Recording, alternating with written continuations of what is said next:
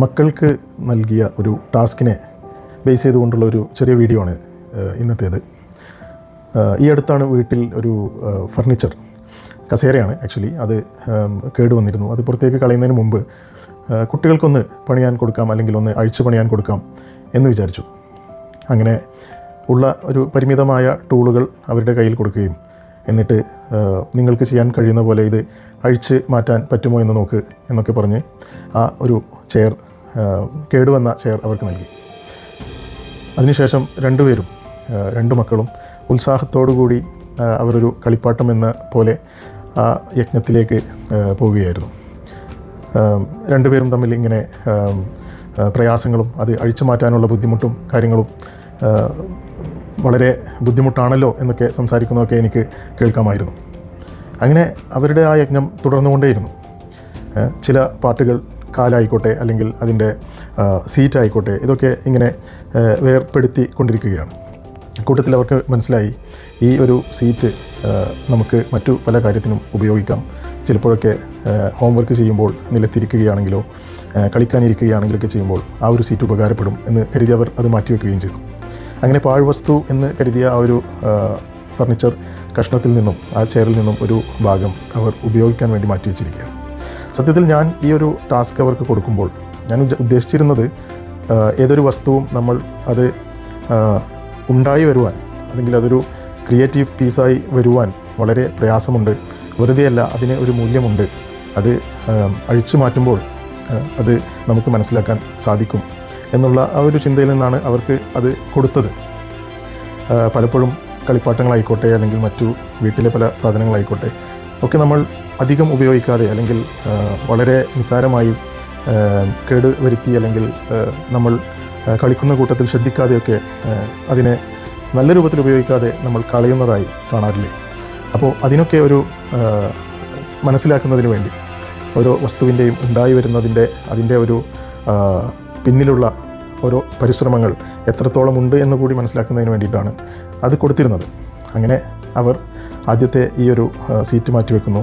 പിന്നീട് വീണ്ടും അവർ തമ്മിൽ അങ്ങനെ പറഞ്ഞുകൊണ്ടിരിക്കുകയാണ്, ഇതെന്തുകൊണ്ട് കിട്ടുന്നില്ല, എനിക്ക് എത്ര പരിശ്രമിച്ചിട്ടും കയ്യിലുള്ള ടൂളുകൾ ഉപയോഗിച്ചിട്ടൊന്നും അവർക്ക് അത് അഴിച്ചെടുക്കാൻ സാധിക്കുന്നില്ല. അങ്ങനെ വീണ്ടും ശ്രമം നടന്നുകൊണ്ടിരിക്കുകയാണ്.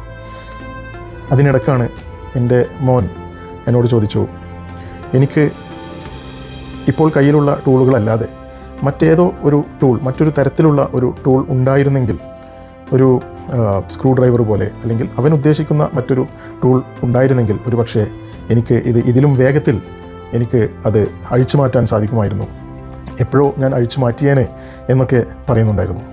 സത്യത്തിൽ ആ ഒരു നിമിഷം എന്നെ വളരെയധികം സംതൃപ്തനാക്കി എന്ന് പറയാം.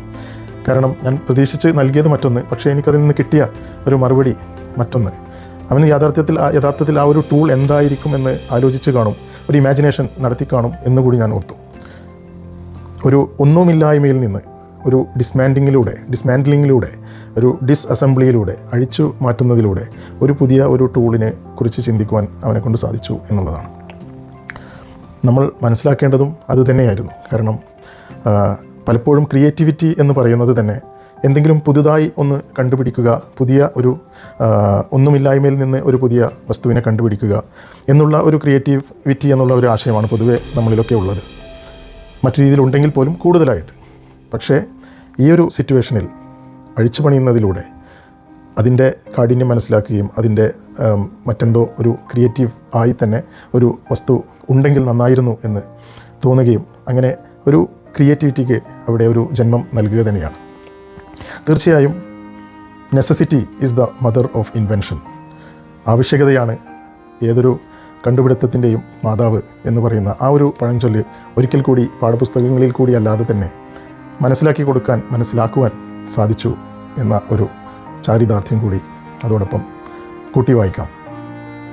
ഒരർത്ഥത്തിൽ നമ്മളൊക്കെ ചിന്തിക്കുകയാണെങ്കിൽ നമ്മളുടെ വ്യക്തിപരമായ ബിസിനസ്സുകളാകട്ടെ, അതുമല്ലെങ്കിൽ മറ്റു ജോലികളാവട്ടെ, ഇപ്പോൾ നമ്മൾ ജീവിതത്തിൽ ചെയ്തുകൊണ്ടിരിക്കുന്ന പല കാര്യങ്ങളാവട്ടെ, അതിലേക്കൊക്കെ ഒരു ഡിസ്അസംബ്ലിയെക്കുറിച്ച് ആലോചിക്കുകയാണെങ്കിൽ, ഒരു അഴിച്ചു പണിഞ്ഞുകൊണ്ട് അതിനെ പുതിയ രൂപം നൽകുവാൻ നമുക്കും സാധിക്കാനുള്ള സാധ്യതകൾ ഇല്ലേ എന്നുകൂടി ഓർമ്മപ്പെടുത്തുകയാണ്. തീർച്ചയായും ഉണ്ട് എന്ന് തന്നെയാണ് എൻ്റെ വിശ്വാസം. തീർച്ചയായും ഇതുപോലുള്ള നല്ല മെസ്സേജുകൾ, നല്ല കോണ്ടൻറ്റുകൾ എക്സ്പോഷർ പോയിൻറ്റിലൂടെ വീണ്ടും നിങ്ങളിലേക്ക് എത്തും. See you again. Thank you.